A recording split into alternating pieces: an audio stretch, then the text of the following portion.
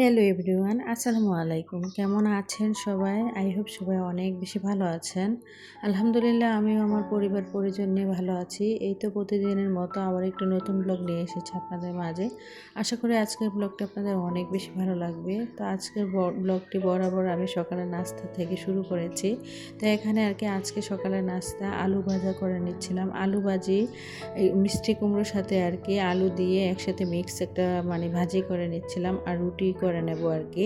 আর দেখা গিয়েছে আসলে আমার বাসায় মিষ্টি কুমড়োটা আমার বাচ্চারা অতটা খেতে চায় না, কিন্তু যদি আলুর সাথে দেয়া যায় তাহলে কিন্তু ওরা একটু ভালোই খায়।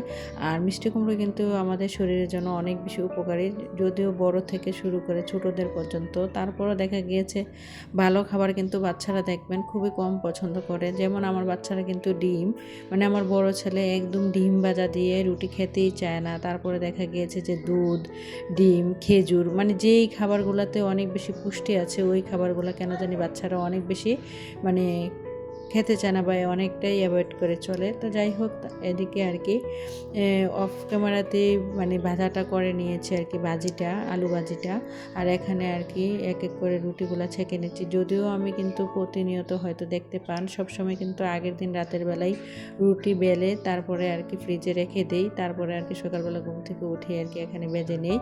তা আসলে আমি যদিও অত ভালো রুটি বানাতে পারি না, দেখা গিয়েছে রুটি আমার অত বেশি ফুলকো হয় না। অনেক আপুদের ভিডিওতে দেখি অনেক ফুলকো ফুলকো রুটি বানায়, কেন জানি আমার হাতে রুটিটা একদমই ফুলকো হতে চায় না। তো যাই হোক, এদিক দিয়ে আর কি রুটিগুলো ছেঁকে নিয়েছি। তো এই দিক দিয়ে যে মিক্সড ভাজিটা করে নিয়েছিলাম এটা আর কি আমার ছেলেকে এখন দিয়ে দেব।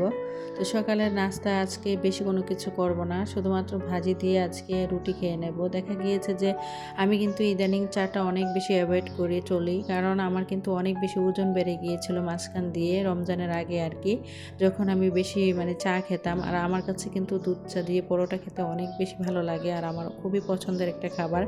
তো এই রমজান আসাতে একটা ভালো অভ্যাস হয়েছে। তো পুরো এক মাস রোজা থাকার পর দেখলাম যে চাটা এখন আর ইদানিং খুবই কম খাচ্ছি। তো মাঝে মধ্যে আর কি খাওয়া হয়, কিন্তু এখন ইদানিং আমি কিন্তু চাটাকে অনেক বেশি অ্যাভয়েড করেই চলি। তো যাই হোক, এখানে সকালে নাস্তাটা রেডি হয়ে গিয়েছে, এখন ছেলেকে দিয়ে দেবো, তারপর অফ ক্যামেরাতে আমি আর আমার মেয়ে খেয়ে নেব। তো ভিডিওর এই পর্যায়ে এসে যে সকল প্রিয় মিষ্টি আপুরা আমার ভিডিওটি দেখছেন, প্লিজ ভিডিওটিতে একটি লাইক দিয়ে অবশ্যই কন্টিনিউ করবেন। আর যারা অলরেডি কাজটি করে দিয়েছেন তাদেরকে জানাই অসংখ্য ধন্যবাদ। আর যারা প্রতিনিয়ত আমার ভিডিওগুলো দেখে নতুন নতুন কমেন্ট করেন, আর যারা নতুন জয়েন হয়েছেন, প্লিজ চ্যানেলটি সাবস্ক্রাইব করে পাশেই থেকে যাবেন এবং আমাকে একটু সময় সুযোগ দেবেন, আমি যেন সময় সুযোগ করে আপনাদের চ্যানেলে ঠিকমতো চলে যেতে পারি। আসলে কে নতুন, আসলে অনেক সময় দেখা যায় যে নতুন আপুদের কথা ভুলে যায়। তো কয়েকটা ভিডিও দেখে অবশ্যই কমেন্ট করবেন, তাহলে কিন্তু আমি অবশ্যই চলে যাব। তো আজকে কিন্তু বাসায় মাছ মাংসের বাজার করা হবে, যার কারণে আর কি আজকে অফ ক্যামেরাতেই পুরো বাসাটাকে গুছিয়ে নিয়েছি। আসলে দেখা গিয়েছে যদি আপনাদের সাথে শেয়ার করতে চাই ভিডিওটা অনেক বেশি লং হয়ে যাবে, তারপরও কিন্তু প্রায় 15 মিনিটের ভিডিও হয়ে গিয়েছে। তো আসলে সকালবেলা ঘুম থেকে উঠে নাস্তা খেয়ে অফ ক্যামেরাতে পুরো বাসাটাকে গুছিয়ে তারপরে কিন্তু আমি আজকে মাছ আর মুরগি বাজার করব। তো যার কারণে আর কি বাজারে গিয়েছিলাম। তো অলরেডি কিন্তু আমি বাজার থেকে চলে এসেছি। আর আমার একটা কি অভ্যাস আমি বলতে পারবো না, আমি কিন্তু বাইরে কোথাও গেলে অত বেশি ভিডিও করতে পারি না বা ভিডিও করি না, খুবই কমই ভিডিও করি। আমার কেন জানি অনেক বেশি খারাপ লাগে বাইরে গিয়ে মোবাইল দিয়ে ভিডিও করা। তো যাই হোক, তো আজকে কিন্তু বাসায় মাছ আর মুরগি বাজার করেছি। তো প্রথমে কিন্তু দেখতে পেয়েছেন এখানে চিংড়ি মাছ নিয়ে এসেছিলাম আর কি হাফ কেজি। আর ইদানিং কিন্তু চিংড়ি মাছের দাম এত বেশি, কি বলবো, হাতে ছোঁয়ার বাহিরে। আমরা যারা মধ্যবিত্ত আছি চাইলেও কিন্তু নিজের সাধ্য অনুযায়ী ইচ্ছে থাকলেও কিন্তু অনেক সময় দেখা যায় যে নিজের অনেক কিছুই বিসর্জন দিতে হয়, চাইলেও কিন্তু নিজের ইচ্ছে মতো বাজার করতে পারি না বা খেতে পারি না। তো যাই হোক, হিসেব করে চলাটা আমি মনে করি কি ভালো, হিসেব করে চলাকে কখনোই কিন্তু কৃপণতা করে না। আর হিসেব করে চলার কারণেই কিন্তু দেখবেন এক সময় আপনি একটু একটু করে হিসেব করে চলেই কিন্তু আপনার স্বপ্নগুলো পূরণ করতে পারবেন। তো যাই হোক, এখানে কিন্তু আজকে তেলাপিয়া মাছ নিয়ে এসেছিলাম, আর একটা পাঙ্গাস মাছ নিয়ে এসেছিলাম, আর একটা ওজনে বড় দেখে একটা মুরগি নিয়ে এসেছিলাম। যদিও আমি ছোট মুরগিটা অত বেশি পছন্দ করি না। তো এখানে কিন্তু প্রায় 2 কেজির উপরে একটা মুরগি ছিল। তো মুরগিটার দাম কিন্তু 400 টাকা নিয়েছিল। তা আমি যে 1200 টাকার মাছ মাংসের বাজার করেছি, তো তাই আর কি আজকে আপনাদেরকে হিসেব দিচ্ছি। আমার কিন্তু 400 টাকার মানে মুরগিটা ছিল 400 টাকার, আর এই যে চিংড়ি মাছগুলো দেখতে পাচ্ছেন এগুলো ছিল 200 টাকা আর কি। 400 টাকা কেজি ছিল এগুলো সাগরের চিংড়ি। তো যার কারণে আর কি 400 টাকা আর 200 টাকা 600 টাকা। আর তেলাপিয়া মাছগুলো নিয়েছিল 300 টাকা। আর এখানে যে একটা পাঙ্গাস মাছ দেখতে পাচ্ছেন এটাও নিয়েছিল 300 টাকা। তো দুই জাতের মাছ আর কি, তেলাপিয়া আর পাঙ্গাস মিলিয়ে আর কি 600 টাকা। আর মুরগি আর দেখা গিয়েছে যে চিংড়ি মাছ মিলিয়ে 600 টাকা, সর্বমোট কিন্তু 1200 টাকার এখানে মাছ আর মুরগি বাজার ছিল। তো এখন কিন্তু আজকের ভিডিও টাইটেল আর থাম্বনেল দেখে হয়তো বুঝতে পেরেছেন মাত্র 1200 টাকার মাছ ও মুরগি বাজার দিয়ে আমি কিভাবে বুদ্ধি করে পুরো মাসটা চালাবো, তাই আর কি আজকে আপনাদের মাঝে শেয়ার করব। তো ভিডিও শুরুতে হয়তো দেখিয়ে দিচ্ছি যে আমি এখানে মানে 300 টাকার পাঙ্গাস মাছ, 300 টাকার তেলাপিয়া মাছ আর 400 টাকার মুরগি আর 200 টাকার চিংড়ি মাছ নিয়েছিলাম, সর্বমোট কিন্তু 1200 টাকা। তো আমি 1200 টাকার মাছ আর মুরগি দিয়ে কিন্তু মাসের যে বাকি যতটা দিন আছে মানে ওই দিনগুলো চালিয়ে দেব। এর মাঝে কিন্তু আর কখনো মুরগি বাজার বা দেখা গিয়েছে যে মাংসের বাজার এগুলো কিন্তু করব না, বা মাছের বাজারও করব না। কারণ দেখা গিয়েছে এখন কিন্তু মাসের প্রায় 10 দিন হয়ে গিয়েছে। তো মাসের যেহেতু 10 দিন হয়ে গিয়েছে আর মাত্র 20 দিন বাকি আছে, তো 20 দিনে কিন্তু খুব অনায়াসে আমার এই 1200 টাকার মাছ আর মুরগি দিয়ে আমি খুব সুন্দরভাবে চালাতে পারবো। কারণ আমরা যেহেতু মধ্যবিত্ত, অনেক বেশি হিসেব আর বুদ্ধি করেই কিন্তু আমি প্রতিনিয়ত আমার সংসারটাকে চালাই। অনেক আপুরা হয়তো আমার ভিডিও যারা দেখেন তারা হয়তো বুঝতে পারবেন আমি কতটা হিসেব করে বুদ্ধি করে কিন্তু আমি আমার সংসারটাকে প্রতিনিয়ত চালিয়ে যাচ্ছি। তো দেখা গিয়েছে যে আমরা যেহেতু মধ্যবিত্ত, আসলে অতিরিক্ত কোনো কিছুই আমাদের জন্য ভালো না, আর অতিরিক্ত কোনো কিছু কিন্তু আমাদের জীবনে ক্ষতির দিক বয়ে আনে। আমরা যদি একটু একটু করে হিসেব করে বুদ্ধি করে কম টাকার বাজার দিয়ে অল্প টাকার খরচ দিয়ে যদি আমরা আমাদের সংসারটাকে খুব সুন্দরভাবে চালাতে পারি তাহলে কিন্তু ক্ষতি কী বলেন তো? আসলে হিসেব করে চলাকে কিন্তু কখনোই কৃপণতা বলে না। তো অনেক আপুরা বলবেন আপু কীভাবে মাত্র 1200 টাকার মাছ আর মুরগি বাজার দিয়ে তুমি মাসের 20টা দিন চালিয়ে দেব? ইনশাল্লাহ আমি কিন্তু পারবো। কারণ দেখা গিয়েছে আমি কিন্তু আপনাদের সাথে বলেছি আমি কিন্তু প্রতি মাসের শুরুতেই একটা নির্দিষ্ট বাজেট প্ল্যানিং করি, যে মানে খাবারের রুটিনের আর কি। তো সবাই কিন্তু এই কাজটা করলে পারেন। প্রতি সপ্তাহে কী কী রান্না করবেন তার একটা নির্দিষ্ট তালিকা তৈরি করবেন, কোন দিন কোনটা রান্না করবেন। তো আমি কিন্তু সপ্তাহে যেহেতু 7টা দিন কিন্তু খুব সুন্দরভাবে হিসেব করে বুদ্ধি করে একটা লিস্ট করে তৈরি করে নিয়েছি, আর ওই লিস্ট অনুযায়ী সবসময় রান্না করি।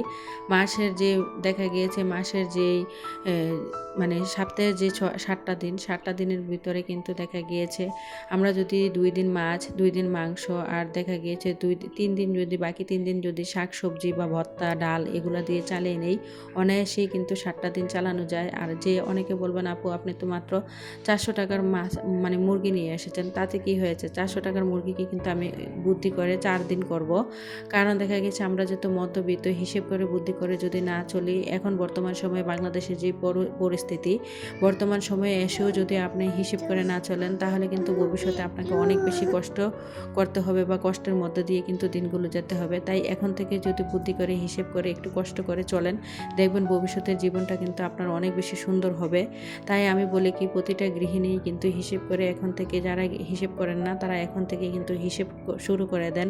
কারণ বর্তমান সময়ে এসে বাংলাদেশের যে পরিস্থিতি হয়ে দাঁড়িয়েছে, ভবিষ্যতে যে আমরা না খেয়ে থাকতে হবে তার কিন্তু কোনো গ্যারান্টি নাই। তাই আমি বলি আমার যেহেতু 400 টাকার মুরগি, এটা কিন্তু অনেকটাই বড় ছিল মুরগিটা, তো 400 টাকার মুরগির সাথে কিন্তু একটা 4 পিস হয়ে গিয়েছে। আমি কিন্তু এখানে ছোট ছোট টুকরো করে নিই, যার কারণে একদম বড় করে রেখে দিয়েছি আর কি, 4 পিস করেছি। তো 4 পিস মুরগির সাথে কিন্তু প্রতিনিয়ত যদি প্রতি সপ্তাহে দেখা গিয়েছে যে মাসে যেহেতু আর 20টা দিন রয়েছে, 20 দিনে কিন্তু 3টা সপ্তাহ, প্রায় 21 দিন হলে আর কি 3 সপ্তাহ হতো। তাও কিন্তু ধরলাম 3 সপ্তাহ যদি আমি একদিন বিরিয়ানি রান্না করি, ধরেন একটা মুরগির 2 অংশ দিয়ে আর থাকে 2 অংশ যদি আর 2 দিন রান্না করি তাহলে কিন্তু অনায়াসই কিন্তু মানে সপ্তাহের 3টা সপ্তাহ আমি খুব সুন্দরভাবে চালিয়ে দিতে পারবো। দেখা গিয়েছে এক টুকরো মুরগির সাথে যদি কয়েক টুকরো আলু দিয়ে দেওয়া যায় তাহলে কিন্তু খুব সুন্দরভাবেই কিন্তু একটা দিন হয়ে যায়। তারপরে হয়তো দেখতে পেয়েছেন যে চিংড়ি মাছগুলোকেও কিন্তু আমি 2 দিন ভাগ করে নিয়েছিলাম, যেহেতু 200 টাকার চিংড়ি মাছ, তো 2টা বন্টন করেছিলাম। 2টা বন্টন যদি আমি 2 দিন চালিয়ে দিই তাহলেও কিন্তু এখানে কিন্তু প্রায় সপ্তাহের 5টা দিন চলে যায়, আর বাকি থাকে কিন্তু আর 15 দিন। তো 15 দিন কিন্তু যে মাছগুলো নিয়ে এসেছি 600 টাকার মাছকে যদিও আমি মানে ধরেন 600 টাকার মাছকে যদি আমি 12টা পুটলি করি তাহলে কিন্তু দেখা গিয়েছে যে ওইখানেও কিন্তু আমার 12 দিন চলে যায়। তো 12 দিনে আর 5 দিনে কিন্তু 17 দিন খুব সুন্দরভাবে হয়ে যায়। তো আমি কিন্তু যে 600 টাকার মাছকে কিন্তু মানে গুনে গুনে 12টা পুটলি করেছি, কারণ যেহেতু দেখা গিয়েছে 600 টাকার মাছ যদি আমি 6 দিনে খেয়ে ফেলি তাহলেই কিন্তু হবে না। তো আমি যেহেতু মধ্যবিত্ত, আমাকে একটু হিসেব করে বুদ্ধি করেই কিন্তু আমাকে আমার সংসারটা চালাতে হবে, যার কারণে এখানে আমি বুদ্ধি করে আর কি 600 টাকার মাছকে 12টা পুটলি করেছি। তো 12টা পুটলি দিয়ে কিন্তু খুব সুন্দরভাবে 12 দিন চলে যাবে। চিংড়ি মাছগুলো 2 দিন।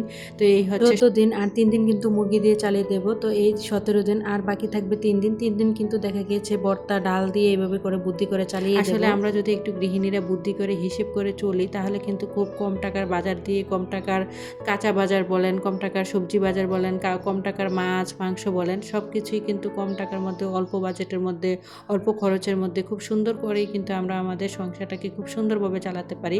শুধুমাত্র প্রয়োজন একটু বুদ্ধি, সঠিক পরিকল্পনা, তারপরে দেখা গিয়েছে আপনাকে একটু টেকনিকও খাটাতে হবে। কোন দিন কোনটা রান্না করবেন, কোনটার সাথে কোনটা রান্না করলে দেখা গেছে আপনার একটা দিন খুব সুন্দরভাবে চলে যাবে। দেখেন এখানে কিন্তু আমি চিংড়ি মাছ ভুনা করেছি, আর এখানে দেখা গিয়েছে একটা শাক রান্না করছি।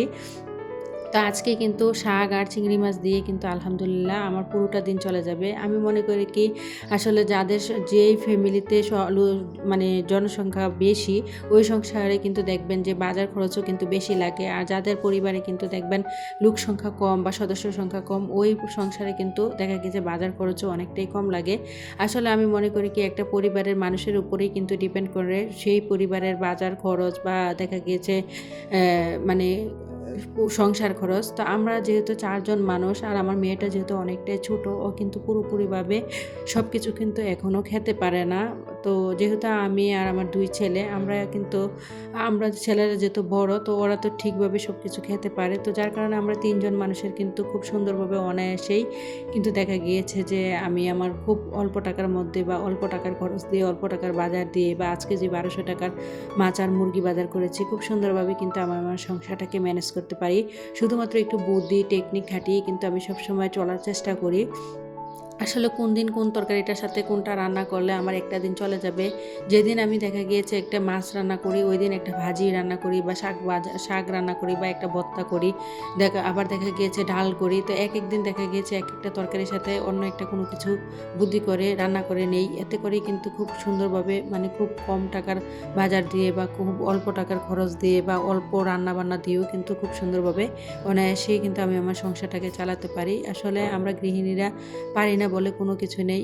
নারীরা চাইলে কিন্তু অনেক কিছু করতে পারি। শুধুমাত্র একটা সংসারের উন্নতির পেছনে আমি মানে চাবিকাঠি আমি যেটা মনে করি, একটা নারী, আপনি যদি হিসেব করে চলেন, আপনার হাজব্যান্ডটা যদি বেহিসেবি হয়, তাও কিন্তু আপনি খুব সুন্দরভাবে আপনার সংসারটাকে চালাতে পারবেন। আর হাজব্যান্ড ওয়াইফ দুজনে যদি একই ফ্যামিলিতে যদি বেহিসেবি হয়, তাহলে কিন্তু কখনো ওই সংসারে কিন্তু আসলে উন্নতি করা যায় না। তার জন্য আমি মনে করি কি, যাদের হাজব্যান্ড একদম বেহিসেবি, তারা নারীরা অনেক বেশি হিসেব করে বুদ্ধি করেই কিন্তু সংসারটাকে চালাবেন। এতে করে দেখা গিয়েছে খুব অল্প টাকার বাজার দিয়ে, অল্প টাকার খরচ দিয়ে আপনারা চাইলে কিন্তু খুব সুন্দরভাবে আপনাদের সংসারটাকে চালাতে পারবেন। তো আমি কিন্তু প্রতিনিয়ত এইভাবে বুদ্ধি করেই আমার সংসারটাকে চালাই। আমি সবসময় প্রতি সপ্তাহে কোন দিন কোনটা রান্না করব, শনিবারে কী রান্না করব, রবিবারে কী রান্না করব, সব কিছুই কিন্তু একটা নির্দিষ্ট মানে মানে লিস্ট করে তৈরি করে রেখেছি। তো আমি কিন্তু ওই লিস্ট অনুযায়ী কিন্তু আমার সংসারে সপ্তাহের বাকি 7টা দিন আর কি আমি খুব সুন্দরভাবে চালাতে পারি। তো আসলে আপনারা চাইলে এভাবে কিন্তু একটা খাবারের নির্দিষ্ট লিস্ট তৈরি করতে পারবেন। আবার দেখা গেছে কোন দিন কোনটা রান্না করবেন, কোনটার সাথে কোনটা মিলিয়ে রান্না করবেন। অতিরিক্ত রান্না বান্নাও কিন্তু দেখা গিয়েছে আমাদের সংসার খরচ অনেকটাই বাড়ায়। দেখা গিয়েছে আপনি যদি 3-4 রকমের তরকারি রান্না করে অপচয় করে ফেলে দেন, আপনার সংসারে কেউই নেই বা ফ্যামিলিতে কেউই নেই খাওয়ার জন্য, তাহলে কিন্তু দেখা গেছে আপনার সংসার খরচটাই অনেকটা বেড়ে যাবে। দেখেন এত বেশি যদি তরকারি রান্না করতে চান, তাহলে কিন্তু আপনার গ্যাস খরচও বাড়বে, তেল খরচও বাড়বে, মশলা খরচও বাড়বে। তাই আমি মনে করি কি অতিরিক্ত কোনো কিছুই আসলে ভালো না। আপনার প্রয়োজন অনুযায়ী সবসময় রান্নাবান্না করার চেষ্টা করবেন। তো আমার ফ্যামিলিতে যেহেতু লোক সংখ্যা কম, আমি কিন্তু খুব অল্প অল্প করে রান্না করি। সবসময় চেষ্টা করি 2 রকমের তরকারি রান্না করার জন্য। ধরেন একটা মাছ রান্না করি, একটা শাক রান্না করি, ডাল রান্না করি, ভর্তা করি, মাছের সাথে, মুরগির সাথে, যে কোনো সাথে বুদ্ধি করে 2টা দিয়েই কিন্তু খুব সুন্দরভাবে চালিয়ে দেয়। তো যাই হোক, ভিডিওটা এই পর্যন্তই। সবাই ভালো থাকবেন। খোদা হাফেজ।